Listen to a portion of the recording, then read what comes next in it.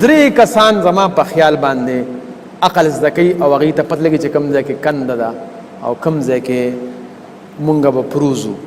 درې کسان، یو هغه کس دی چې هغه رواني په لاره باندې داسې او درز په کنده کې پروزي او مبشر عبدالله ورته وګوري چې وایي دا سړی خو پرېوته، نو چې زه په کنده کې پرېوتم نو سبا چې زه په دې ځای تېرېږم زه به دلته خیال کوم دلته خو کنده وه یاره په دې به داسې به تېر شو.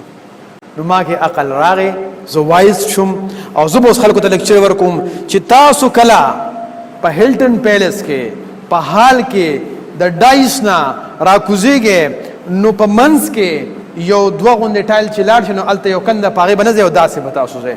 خلک ویل که ډېر هوښیار سړی دی، ناست په 400 کې دی او د هیلټن پیلس هم ورته پته ده، خبر به نه چې زه به پکې غورځېدلی یم او خلک به ډېر هوښیار سړی دی.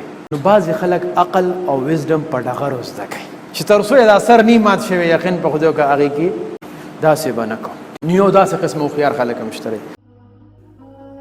د خدای دپاره پښتنو سانونه وپېژنئ، ستاسو دپاره خو به ځان له پیغمبر نه راځي.